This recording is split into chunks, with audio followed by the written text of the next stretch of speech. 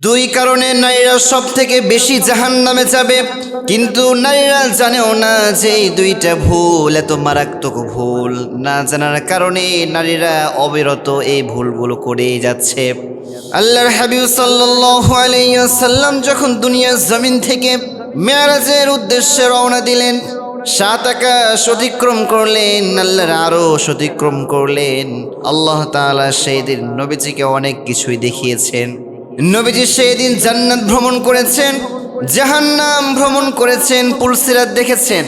নবীজি যখন জাহান্নামের দিকে গেলেন, জাহান্নামে উকি মারার সাথে সাথেই নবীজি খেয়াল করলেন জাহান্নামের ভিতরে সব থেকে বেশি হলো নারীদের সংখ্যা, নারীরাই বেশি জাহান্নামের ভিতরে জ্বলছে। এই কথাটা নবীজি দুনিয়াতে সাহাবীদেরকে এসে বললেন। নবীজি বললেন, আমার সাহাবারা শুনো, আমি যখন মেরাজের রজনীতে আল্লাহ তাআলার সাথে সাক্ষাতের জন্য গিয়েছিলাম, আমি সেখানে গিয়ে জান্নাত দেখেছি, জাহান্নাম দেখেছি। তবে একটা দুঃখের বিষয় তোমাদের সাথে শেয়ার করি, আমি লক্ষ্য করলাম জাহান্নামে পুরুষের থেকে নারীদের সংখ্যাই বেশি। নবীজি ওই সময় 2টা কারণ বলেছিলেন। নবীজি বললেন 2 কারণে নারীদের সংখ্যা জাহান্নামে বেশি হবে। 1 নম্বরে তাকসুরনাল লানা, তারা সব থেকে বেশি মানুষকে লানত দেয়। আপনি খেয়াল করবেন, যখনই নারীদের মাঝে ঝগড়া লাগে, যখনই নারীরা ঝগড়ার ভিতরে লিপ্ত হয়ে যায়, কথায় কথায় নারীরা মানুষদেরকে লানত দেয়, আছে না নাই? কিছু হইলে দেখবেন বলবে, তোমার পায়ে পোকা লাগুক, তোমার হাত কুড়া হয়ে যাক, তুমি প্যারালাইজড হয়ে যাও, বিভিন্ন এরকম ভাবে লানত দেয়। নারীদের এই স্বভাবটা কিন্তু খুব বেশি। এই জন্য আমার কলিজার টুকরা মা বোনেরা, যারাই শুনছেন বা যারাই শুনবেন, সবাইকে বলবো, খবরদার কথায় কথায় কাউকে লানত দিবেন না। আপনি নিজেকে সবেরা, ধৈর্যশীল নারী হিসেবে পরিচয় দেন। কথায় কথায় মানুষকে লানত দিবেন না। যদি কেউ আপনার উপরে অন্যায় করে বসে, জুলুম করেও বসে, এরপরও আপনি মানুষকে কথায় কথায় লানত দিবেন না। সবর করেন, ধৈর্য ধারণ করেন।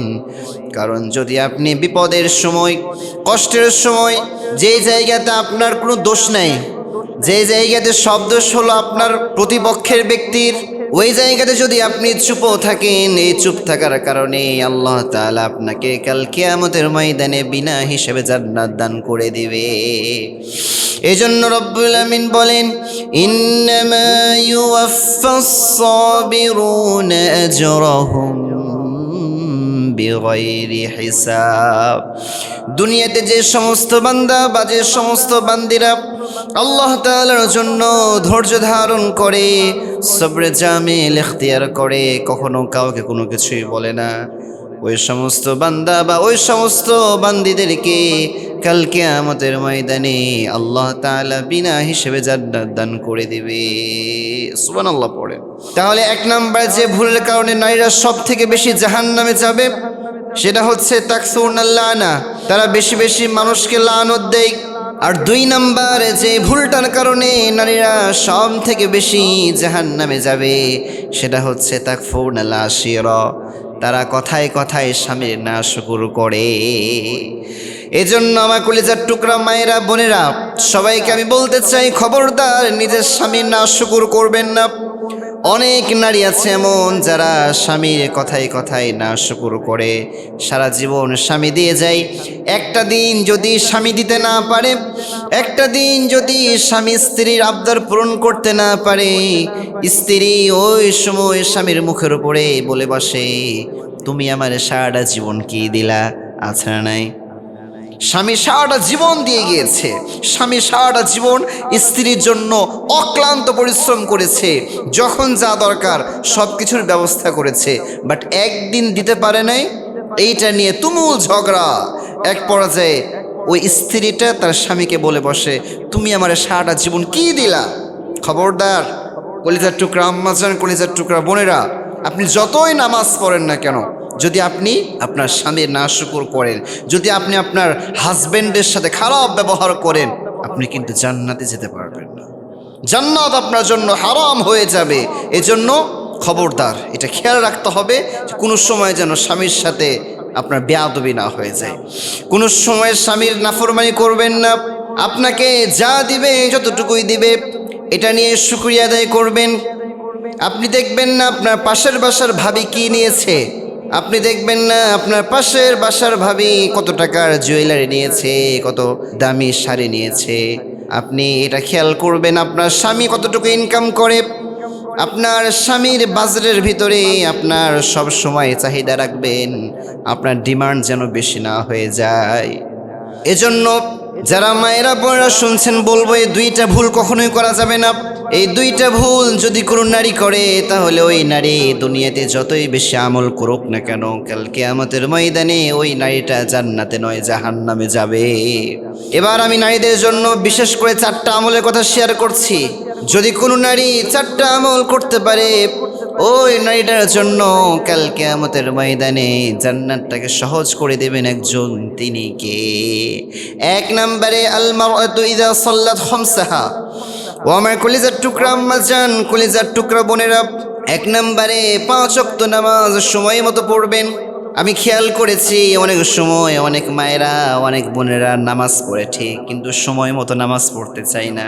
জোহরের নামাজ পড়ে আসরের সময়, আবার আসরের নামাজ পড়ে মাগরিবের সময়, মাগরিবটা এশাটা অনেক সময় একসাথে হয়ে যায়। অনেক মায়েরা বোনেরা বলে সংসারের চাপের কারণে পড়তে পারি না। না, খবরদার এটা করবেন না। আপনি যখনই সময় হয়ে যাবে, সময় হয়ে যাওয়ার সাথে সাথে 10 মিনিট 15 মিনিট আপনি নামাজের জন্য সাংসারিক জীবন থেকে বিরতি নেবেন। আপনি 5 ওয়াক্ত নামাজ ঠিক মতো পড়বেন। যখনই নামাজ রক্ত হয়ে যাবে দেরি করবেন না। আপনি 5 ওয়াক্ত নামাজ যদি আপনি ঠিক মতো আদায় করতে পারেন, আপনার মরতে দেরি হবে, আল্লাহর জান্নাতে ঢুকতে 1 সেকেন্ডও দেরি হবে না। 2 নম্বরে সামাত শাহরহা, 2 নম্বর যে আমল করবেন রমজান মাসে রোজা রাখবেন। 3 নম্বরে হাফিজান ফরজাহা, নিজের লজ্জা স্থানের হেফাজত করবেন। খবরদার নিজের ইজ্জতকে কখনো বিলিয়ে দিবেন না। নিজের সবটুকু শুধুমাত্র স্বামীর সামনে প্রেজেন্ট করবেন। অনেক নারীরা আছে এই ব্যাপারে অনেক বেশি উদাসীন, নিজেকে হিসাব মেনটেনের ভিতর রাখতে চায় না, নিজেকে একেবারে খোলামেলা রাখে। মাথায় রাখবেন, নারীরা তারা হচ্ছে মূল্যবান জিনিস। মূল্যবান জিনিস যেমন মানুষ সব থেকে বেশি গোপনে রাখে, ঢেকে রাখে, মানুষের সামনে শো করে না, ঠিক সেম ওয়েতে নারীদের সম্মান কিন্তু অনেক বেশি। নারীদের স্ট্যাটাস, নারীদের মর্যাদা আল্লাহ তাআলার কাছে অনেক বেশি। আর এই কারণে পৃথিবীতে আল্লাহ তাআলা সর্বপ্রথম যে মানুষটাকে সালাম জানিয়েছিলেন সেই মানুষটাও ছিল একজন নারী, আম্মা জান খাদিজা রাদিয়াল্লাহু তাআলা আনহা। তিনি স্বামীর এত বেশি খেদমত করতেন, তিনি নিজেকে এত বেশি আল্লাহ তাআলার জন্য নিবেদিত প্রাণ করে দিয়েছিলেন। স্বয়ং আল্লাহ তাআলা নিজেই আরশে আজিমের উপর থেকে জিবরিল আলাইহিস সালাতু ওয়াস সালামের মাধ্যমে খাদিজার কাছে সালাম প্রেরণ করে দিয়েছিলেন। এজন্য নারীদের সম্মান এটা অনেক বেশি। এজন্য আমি প্রত্যেকটা নারীকে বলবো নিজেকে হিজাবের মধ্যে রাখবেন।